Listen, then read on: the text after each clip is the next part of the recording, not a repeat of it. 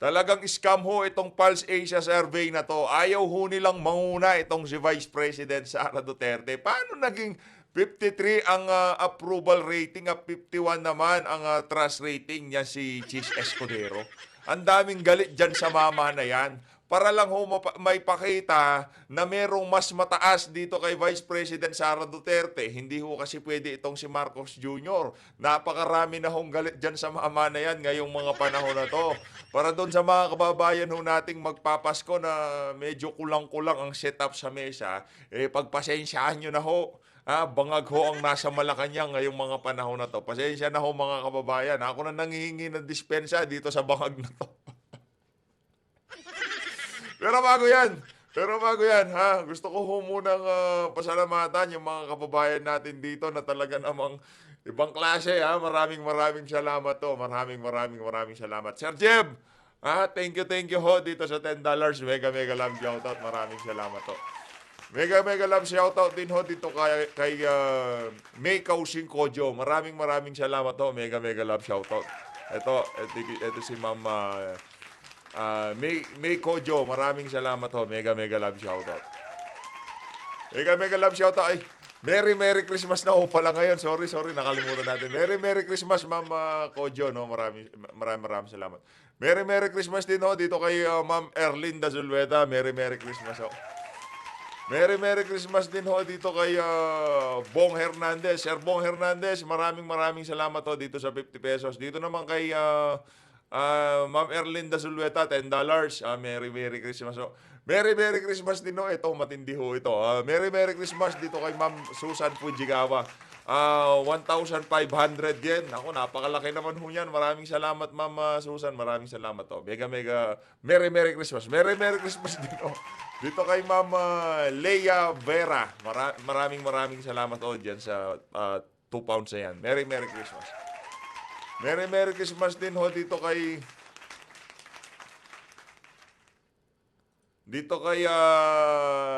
Zero to Hero. Zero to Hero. Maraming salamat ho sa 50 pesos. Merry Christmas. Parang ano rin ako dito. Bata ako. Meron ako ginaldo. Maraming salamat.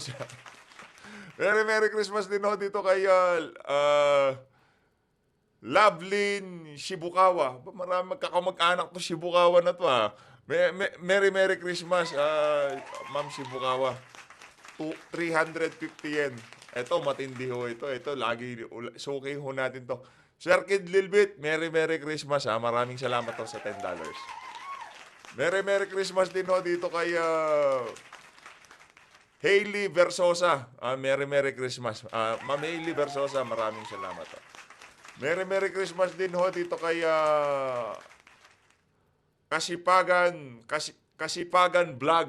Salamat ho sa 1,000 yen. Merry Christmas. Ayun na nga mga kababayan, rekta na ho tayo. Maraming salamat ho sa mga nagpakulay. Di ho natin na shoutout kahapon yung mga yan. Maraming salamat ho.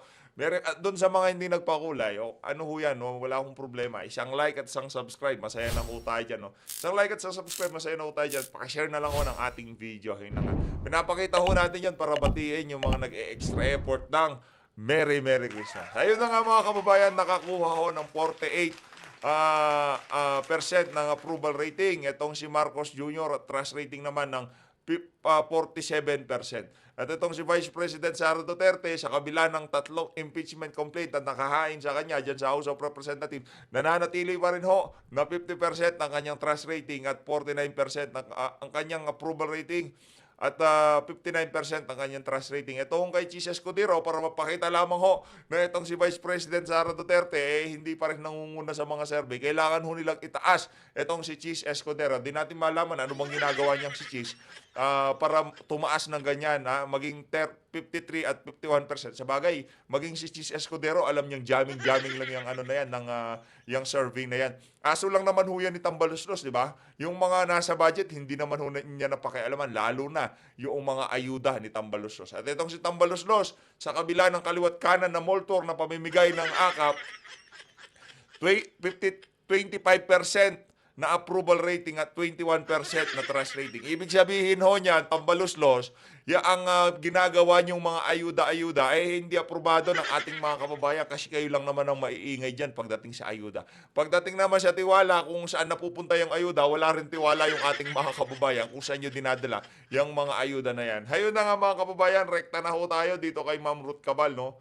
Ito ho talagang ayaw ho nilang tantanan itong ating Princess Sarah, no? Ayaw ho nilang tantanan. Ito talagang mga tao na to, pagka nga naman tinamaan ka ng bangag na presidente, ganito ho ang sasapitin natin. Ito, pakinggan ho natin to. Matindi ho May ito mga panibago na kababayan. namang reklamong inihain para mapatalsik sa pwesto o mapa-impeach si Vice President Sara Duterte. Galing naman ito sa mga miyembro ng Simbahang Katolika at grupo ng mga abogado. Ligutan, nasa 12 ang nakalistang complainant sa reklamo laban kay Duterte. Galing ito sa simbahan. Grabe no, yung mga ayun si Father si Monsignor. Yung merong puti dito ba? Ayan, si Monsignor Antonio, kalimutan natin ang dito. Basta si Monsignor Junior. Junior ho yan Merry Christmas, Merry Christmas, Monsignor. Alam naman ho namin dito sa PH Update, yung 12 pumirma na yan sa impeachment complaint laban dito kay VP Sara. Talagang merry ang Christmas ngayong mga panahon na to. Huwag kayong mag-alala ha. Yung akap nitong si Tamba, yung pagmamahal ni Tambaluslos, sumasa inyo, higa nga. Kung sa simbahan, nagpipisbiwidyo ka, yung akap ni Tamba, sumasa inyo. Katoliko, mga NGO at grupo ng mga noong 2023 ng si VP Sara pa ang kalihim nito. Ang tagal na ho ng issue na yan, since 2023. Kung di ba naman sa kalahating bangag itong mga nagpa-file ng impeachment na to, bakit ngayon kayo naghain? Ang tagal ng kinakalampag nitong si Franz Castro, yung issue na yan. Ang kaya na pagkakamalang kayong mga pakawala kayo ni Tambaluslos Diba? Ang tagal na ng issue na yan. Ngayon pa lang kayo magpa-file ng impeachment. Di ba? Nag-meeting pa nga yung mga makabayan black at itong si Tambaluslos. Bakit ngayon nyo lang ilinalabas yan? Diba? Marian, may iba pa raw na inilalatag na basihan yung mga grupo sa paghahain niyaan? Ruth, bago yan, ulitin ko lang, Mary Grace Gatos, ang tamang kapangalan na nabanggit nga, nakatanggap muna dapat ng confidential funds. Yung tungkol nga dito sa Office of the... Okay, yung Mary Grace Piatos at Cocoy Villamin, hindi na ho natin papaliwanag yun, no? Kasi 10,000 times na ho natin pinaliwanag yun dito sa Sa bagay, baka merong bago, no? At least, pag merong bagong ma-educate. Ganito kasi yan, yung confidential fund na yan. Halimbawa, si PH, nagbigay ako ng impormasyon. Kunyari, yung si Tamba, yung akap, binubulsa niyan. Diba? Yung info, kunyari, o ganito na lang. Magbibigay ako ng impormasyon sa tanggapan ng Office of the Vice President. Magiging informant ako, okay ha? Itong mama na to. Ito yung mga nagre-recruit sa mga kabataan natin para umakyat sa bundok. Ang kinakalaban ko dito, mga makakaliwa. Siyempre, pagka akong nagbigay niyan, hindi ko pwedeng ibigay ang pangalan ko dyan sa impormasyon na yan. Kasi pagka nagkabistuhan, kagaya ng nangyari dyan sa House of Representatives, kinalkal yung confidential fund na yan at lumitaw ang pangalan ko na ako ang nagchuchu dito sa mga makakaliwa na to. Lahat ho, pati kaapu-apuhan ko, titirahin ng mga makakaliwa na yan. Uubusin ho nila. Ganun ho sila katindi mga kababayan. Hindi kaya ang ibibigay kong pangalan diyan, hindi yung hindi PH Update ang papangalan ko diyan. Papangalan ko diyan Bentong o kung ano man, Mary Grace Piatos, yun ho yung mga alias. Hindi niyo ibibigay yung totoo yung pangalan kasi pagka inimbestigahan kagaya ng ginawa diyan sa TWADCOM ay diyan sa Committee on Bad Government, lilitaw ho ang pangalan ko. Kumusta naman, anong mangyayari sa akin? Masusunog yung identity ko, malalaman na ako yung mga nagchuchu dito sa mga makakaliwang grupo na to. O ang makakakita pa niyan, si Franz Castro, yang si Raul Manuel. O anong mangyayari? O aakyat ho yan doon sa mga higher ups ng samahan. O malalaman nila, yan yung nagchuchu, dyan sa lugar na yan, dyan sa lugar na yan, yan ng pamilya na nagganyan. Yari ho tayo dyan. Kaya itong mga na to, pati yung pagbabalita ng mainstream media, kargado ho. Alam naman nila na mga alias, yung Mary Grace Piati, Cocoy Villamin, hindi ho totoong pangalan yan. Hindi ho Piatos, Piati yan, Piati. the Secretary General. Tama ba? Na dapat nga Yan po ang Express Report. Ayun na nga mga kababayan, yun daw ho ang Express Report kaugnay dyan sa balita na yan. Dito ho sa bahagi ng video natin na to, tawid naman ho tayo. Naku, may galit na naman ho itong ating Kapdado Enrique. No? Palakpakan ho natin. Galit na naman. Galitin nyo na lahat. Huwag lang yan si Kapdado Enrique. Oo. Eto ho. Para doon sa mga general. Si Browner, makinig ka dito kay Kapdado. Ang sentimiento ho ngayon ng mga retired men in uniform at yung mga retired PMA graduates, ito ho yung kanilang sentimiento ngayong mga panahon na to. Kaya marami hong natatakot ngayon dyan sa Malacanang. Kaya maya't maya meron ho silang loyalty check. Dahil dito sa mga nagsasalitang retired PMA graduates, pakinggan ho natin to mga kababayan. Matindi ho ito. Kasi nung nasanika ko, binunot ko yung file ko. Pinabunot ni Canyeso yung file niya eh. Nung binubunot ko yung file ni General Canyeso, para walang makakalam kung sino siya, lahat ng kalaban niya, pinabunot ko rin yung file ko. Singaw. Singaw ako. Kaya hirap na hirap silang siraan ako eh. Hanggang sa babae. Siraan niyo ako sa babae. Kasalanan ko ba na lapitin ako? Gago pala kayo eh. Sira ulo kayo. Ay, nako. Buti na lang tayo hindi tayo naging lapitin. Ano nyo ko, sisiraan nyo ko ng pagnanakaw? Ano ninakaw ko? Wala. Hindi man ako mabot na general. No. Hindi man ako mabot. Anong hawak ng kapitan na pera? Tanga. Talaga mga tarantado mga. Ibig sabihin ba yung mga general ngayong panahon na to talagang marami silang hawak na pera, Kapdado? Naku, nakita tayo dyan. Shout out dito kay Romeo Browner Dito kay Chief of Staff General Romeo Browner. Mga bopol to mga nagbablog eh. Tas yung mga nagsasabi wala akong ginawa. Ano walang ginawa? Ang dami kong ginawa para sa bansa. Si Paduano nga late lang yan pumasok. O hindi, nayari ko yan eh. Late lang yan pumasok. 95 tama-tama. Umalis na ako. 92, 95. Paalis na ako nun eh. Wala na akong nakarami na ako nun. Kaya, Kota na si kahit anong isipin ninyo na ano sa akin, babato, wala kayong makita ibabato sa akin. Kaya banat ninyo, character assassination na lang, personalan na lang. Painitin nyo na lang ulo ko. Hindi eh. Ang problema nyo ngayon, pagka nag-death penalty, pati kayo mamamatay. Naku, yari. Kasi, sino man maglalagay ng death penalty? Kami. Kami, Reb Gob eh. Tangina nyo, lahat kayo patay. Ngalan nyo, Kapa, yung kung sino yung isa sa lansan, kahit na tapos na termino ng mga congressman, na mga naging congressman dito sa 19 Congress, kasama sa listahan yan, ha? Ako, alam mo naman, huwag nating kalimutan yan, kasama sa mga listahan yan, kahit tapos, hindi na yung congressman, kasali sa 19 Congress, pues kasama ka dyan, hindi ka mawawala sa listahan. At yung mga succeeding Congress, lahat ng mag-e-epal at magkukups na congressman, isasama sa listahan yan.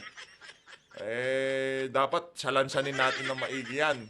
Ako, titignan ho talaga natin sa mata, pagka yung mga crocodile na yan, kakatayin na nitong si Kapdado, titignan ho natin sa mata. Pagkakatayin na, Kapdado, PH, halika dito, sabi ni Kapdado.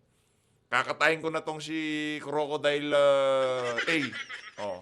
Sige, titignan ko muna. Titignan ho muna natin yung mata. Para makita natin yung kawalangyaan. At saka yung lahat ng gustong makakita. I-live stream ho natin. Tapos litsunin natin yung crocodile. Nakong sarap no. Diba? Yung atay nun. Crocodile. Sa crocodile farm, linuluto yon. Titignan ho muna natin sa mata habang kakatayin ni Kapdado yung crocodile. pinalilista ko kayo. At mga kababayan ho natin, gusto kong makita yon. Walang kapatawaran ang ginawang pagnanakaw ng mga krokodile na yan. Ang ginawang perwisyo sa sambayan ng Pilipino. Puro pahirap ang ginawa ho niyan. Especially itong 19 Congress na to. Yung mga Congress na nagdaan bago itong si Marcos Jr., yung panahon ni Tatay Digong, kahit papaano eh. Kumbaga nahihiya sila dahil yung presidente kahit papaano talagang nakikita nila ginagawa lahat para matigil ang korupsyon. Kumbaga napipigilan ba? Kahit tingnan niyo yung mga infra project nung panahon ni Tatay Digong, talagang build, build, build. Dito, nakaw, nakaw, nakaw. Di ba? Yun ang problema natin dito. Kaya kung sakaling katayin ni Kapdado at kung sino mga tauhan niyang kakatay dito sa mga crocodile na to, naku titi, lalo na yung mga matataasang, yung mga nakakalbo ng crocodile, naku, nagigigil ho tayo pag nagigigil tayo. Kasi laki yung perwisyo ng mga yan, sa totoo lang. Nung panahon ni Tatay Digong, lahat ng maiingay na yan, ngayong mga panahon na tahimik ho sila. Hindi sila makapagnakaw ngayong mga panahon na to, kung sino yung mga tahimik nung panahon ni Tatay Digong, sila yung maiingay. Kasi nakakapagnakaw na sila. Kayo, pinalilista ko kayo. Screenshot. Kaya sige, magsalita kayo. Kasi moment kayo Christmas. nagsalita, laban sa akin, laban kay Metran, laban sa FGF, laban kay Sara Duterte. Nako. Yari kayo. Nasa listahan na kayo. So you better make up your mind. Pick a side. Doon ba kayo, kalimutan yung politika, doon ba kayo sa taong bayan na galit sa droga, sa komunista, at sa plunderer, sa magnanakaw, at sa gumagamit ng batas para supilin ang taong bayan, o doon kayo sa kabila na siyang gumagawa niyan lahat? Simple. Kung doon kayo sa kabila, you die for them. Yun lang ang requirement ko sa inyo. You die for them. You better pick up a weapon and you shoot us when we come for you. Ganun kasimple. Kasi kayo, hindi kayo desidido Pera-pera kayo Kami Correct. desidido. Sasagipin namin ang Pilipinas. Sasagipin namin ang future generations ng Pilipino. Ha? AFP, PNP, bibigyan namin kayo ng leeway. Kasi gusto rin namin malaman kung AFP kayo o PNP kayo ng taong bayan. Ganun kasimple, di ba? Gusto naming malaman. How will we do that? Simple, we take command of the AFP and the PNP. We will take command. It's coming. And it will happen. Sinasabi ko na sa inyo. Yung iba nagsasabi sa akin, Sir, advice, huwag niyo na ikwento. Hindi kayo nag-iisip Huwag niyo akong pangunahan. Kaya ako sinasabi sa vlog para maipag-isipan nga ng lahat ng taga-AFP at taga-PNP. Mula sa general hanggang sa private. Pakinig kayo Galit ako.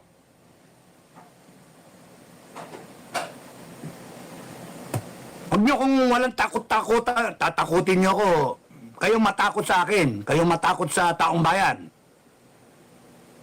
Bibigyan namin kayo ng tsansa to act as the soldiers of the Filipino people. Yo. The way we envision you to be. AFP, PNP, police of the Filipino people. Na? Hindi namin gusto yung nangyari sa KOJC. Hindi. Hindi namin gusto yun. Ayaw namin mangyari ulit yun. Hindi namin gusto yung order-orderan kayo ng puta ng mga tao na yan na sa gobyerno, pera-perahin kayo. Hindi nyo, you have a wrong notion already kung sino ang amo. Si Tamba ba? Si Marcos ba? Yung sinasabi nyo yung chain of command? Kinalimutan nyo yung taong bayan ang naglagay sa presidente ninyong Bopol na sinasabi nyo commander-in-chief. Taong bayan. And patutunayan namin yon. We will take command of the AFP and the PNP. And you better be ready to pick a side. Yun yung ultimatum ko. You pick a side. Yung sasabihin nyo, huhulihin nyo ako to hell. Hulihin nyo ang sarili ninyo o yung mga lalaban sa taong bayan. Nako. Pick a side, pick a side. Taong bayan nagpapasweldo sa inyo, taong bayan ang dahilan kaya kayo nandyan to serve and protect. All power, all authority emanates from the people. At tapos babanatan nyo, government, gago. Nako. The government is supposed to protect the people. Anong ginagawa ng government? Ninanakawan ng taong bayan. Laganap ang droga. May pronouncement pa kayo na okay lang ang droga sa mga nagpupuyat. Putang inang Sino hindi magagalit doon? Galit ang taong bayan. At kung kayo may disconnect sa nangyayari, sinasabi ko na nga ngayon, we will give you a chance to be the heroes of the day. We will give you a chance when that day comes, when that main event comes, and it's coming. Promise, it's coming. Pinagpasko lang ang tao eh.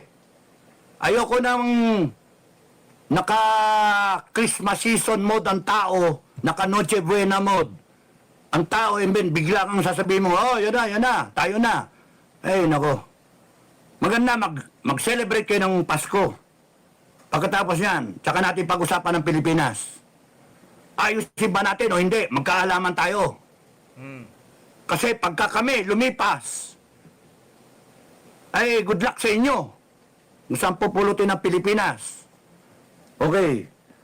So, we're giving you a chance to shine in history or to be written in history as the last armed forces, last PNP. Because if you do not show your loyalty to the Filipino people, we will disband you. That's a very, very strong na salita. And we will do that because it is our prerogative. The Filipino people. Raw power of the people. We will use our power. Gamitin niyo yung power ninyo. Sige, armasan niyo. Mag-armas kayo, patayin niyo mga taong bayan. Go ahead. Go ahead and you will have a hard time explaining to the international community. And what are you defending? You are defending mga plunderer, droga, komunista. You have become mercenaries. Kaya ako sinasabi yan sa inyo, right now, para may masang kayo sa Christmas, magdasal kayo, magsimba kayo, humingi kayo ng tamang discernment. Because ako sinasabi ko na sa inyo, ang nasa tama dito, taong bayan. Tapos ang magiging sagot ng kabila niyan, guluhin yan. Kaya nga, I will, may plan is ba't ko ba sasabihin sa inyo? Pagka nandun na ako. Secret na lang muna. So, yun. Secret na lang muna. Ngayon, kung kunyari hindi kayo kumabit sa taong bayan, hindi kayo magdepensa sa taong bayan, maliwanag. Then, the next order is, you relieve each other. You find somebody. You polarize to that commander. Both sides, AFP, PNP. Maganda sana, General Browner, General Marbel, lumabas kayo as a true-blooded PMAer. And you show to the people what you are made of. Yung true character ninyo. Para sa taong bayan. Huwag kayong mananakot pa na susupilin niyo yung taong bayan. Hindi ako natatakot sa ganun. Doon tayo sa tama. Ganun kasimple. Kayong, kunyari, magkampi-kampi kayo, plus yung mga pro-BBM, go ahead. Kasi kami na pro-people, ayaw ko ng nakawan, ayaw ko ng droga, ayaw ko ng komunista. Kaya, doon ako sa tama. Ngayon, kunyaring, nandyan ang mga Duterte, aba, wala akong magagawa.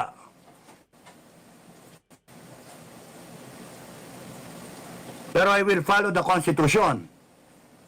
Yun sa akin. Kung agree ako, kinakailangan may mabago sa Constitution.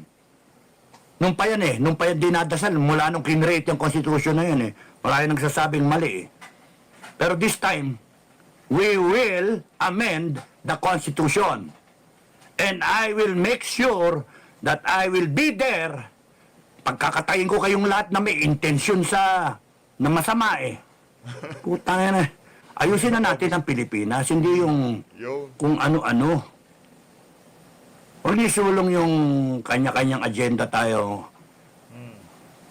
Doon tayo, kung ano yung sinasabi sa konstitusyon, doon tayo, there's got to be a framework of order, of may legal basis. Kasi yung constitution, yun yung ratified ng taong bayan You cannot just trash away the constitution. And there's nothing. You have to work within that constitution. Nakalagay doon si Inday Sara, ang Vice President. Pagka hindi pwede yung Presidente, may question, at hindi mo in-explain yung sarili mo, binibigyan ka ng tsansa ng taong bayan.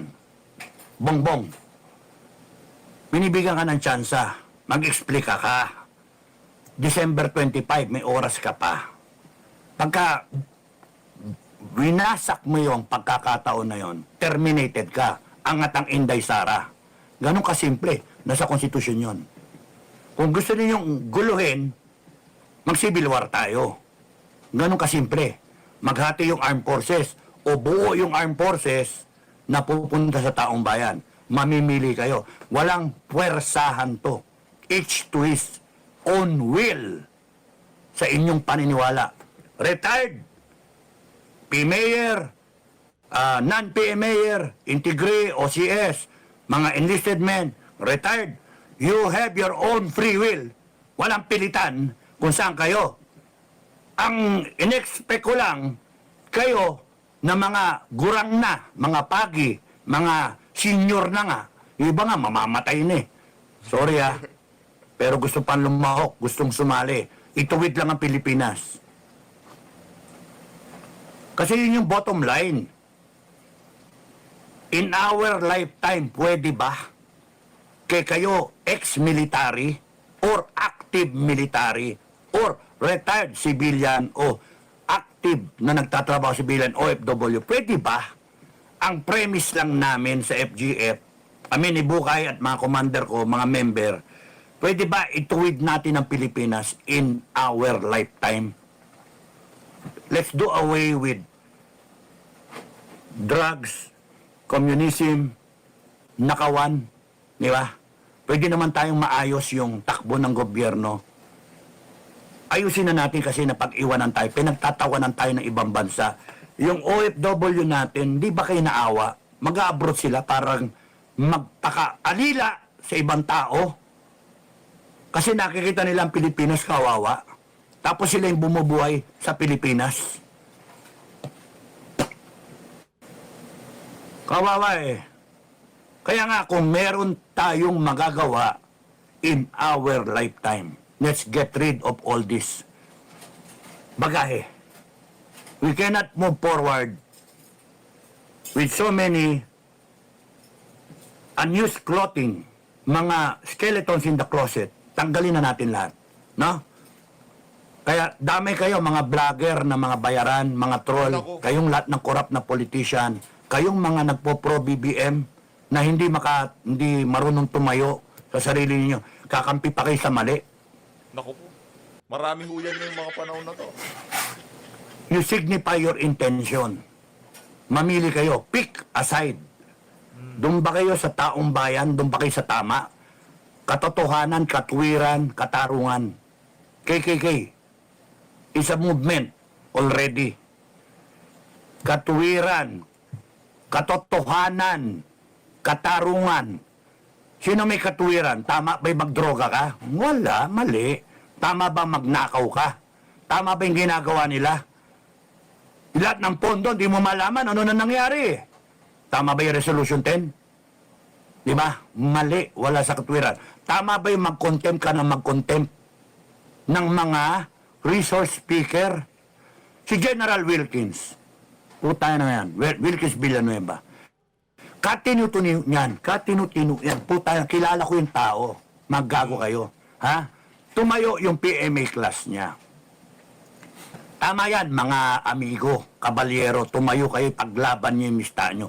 Buti kayo, yung mista ninyo, pinaglalaban nyo. Yung mga mista ko, hindi ako pinaglalaban. Eh kung pwede nga, dyan nala ako sa klase ninyo, mag-class 86 na lang. Pagka in-expel ako ng class 83, pwede ko dun sa klase nila Bato, 86, mga plebo namin, o dun ako sa class 88. Maraming tatanggap sa akin siguro. Honorary. Putang ina. Sinusuka ako ng klase ko, hayop. Kasi, meron isang presidential security advisor. At merong isang presidential advisor sa military concerns. Oh. Imagine, porke ba may pwesto yung tao? Ano kalimutan ninyo yung katwiran? Meron namang mga kumakampi sa akin mga mista. Maraming salamat sa inyo mga mista. Tinatanda ko yung pangalan nyo. Merong mga nagme-message sa akin na ituloy lang yung ginagawa ko.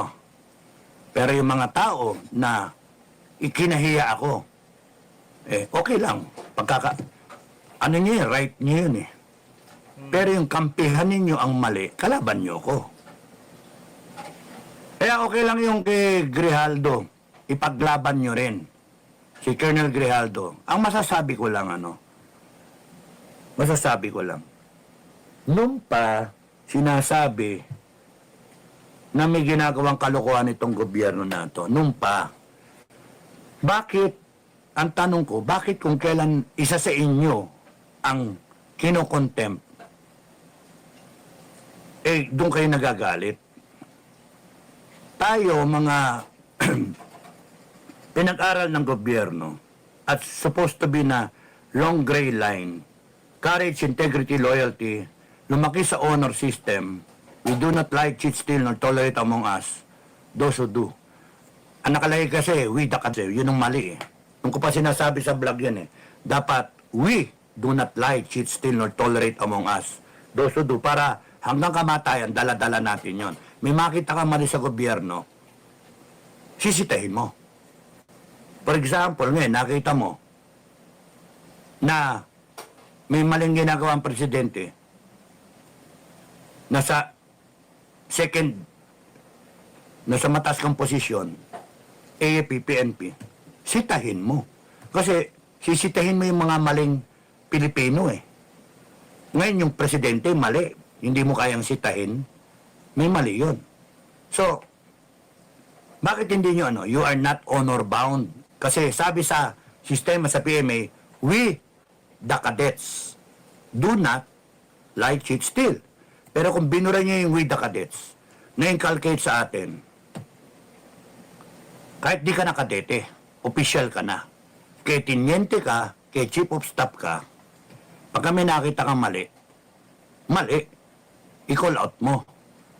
Sabi ko nga kay Bato kasi doon sa post ni Bato, nire-share ko, tapos sabi ko, ganyan ba nangyayari sa long gray line? Tignan nyo sa Facebook ko. Ganyan ba nangyayari sa ano nangyari sa long gray line? Nag-aaway-away kami, no? Tapos nahiya si Bato sa akin, tapos sabi ko, hindi, tama yung post mo. Sitayin talaga dapat yung mali. Kasi pagka hindi mo sisitayin nga yung mali, makakalakihan, makakasanayan na mali. And then, nagiging tradisyon. Kaya tama yung mag-ingay ka. So, nag-ingay siya na si General Acop, sinisita niya. And that takes a lot of balls na sitahin mo yung upper class mo. Tama lang yon. Pagka mali, sitahin mo. And let him explain. So, ang ano nga dyan, bakit nasana kayo, yung mga AIR, yung mga MUP, nasana kayo. Kaya nga, sabi ko, well, iba takot mawala ng pensyon. Ang inisip ko ngayon, pag di kayo kumampi sa taong bayan, it is enough ground na tanggalin yung pensyon nyo. Ganun kasimple. Kasi kumakampi kayo sa mali ba't kayo pepensyon na ng taong bayan? Because of your service na 30 years plus. Ngayon kayo kailangan ng taong bayan. Yung pensyon ninyo, because of your service for being true to the Philippine people. Tapos hindi kayo kakalabanin nyo taong bayan ngayon? Ay, nako. That is ground para ma-terminate yung pensyon nyo. And I will make sure that it happens. Kalabanin nyo ko, okay lang sa akin. Magpatayan tayo, okay lang sa akin. Pero doon kayo sa tama. Katwiran, katotohanan at katarungan. Mali na yung ginagawa sa taong bayan. So, ang kapal na mukha naman na hindi kayo nakikisawsaw, iwas pusoy tayo, tapos nun, ganyan yung ano, tatanggap lang kayo na tatanggap ng pensyon. Happily ever after. Ninanakawan na nga yung taong bayan Ninanakawan na tayo. So, ano matitira sa kaban ng bayan? Paano yung PhilHealth? Walang budget. Tayo nanganip yan, mga siraulo. Paano yung mga maharlika fund? Paano? Kaya, Okay lang daw yon Kap, basta merong 200 na 215 allowance. Ayun na nga mga kababayan, dito naman natatapusin ang ating reaction video. Maraming salamat sa pag-support sa PH Update. Mag-ingat po kayo lahat. Mahal natin Pilipinas.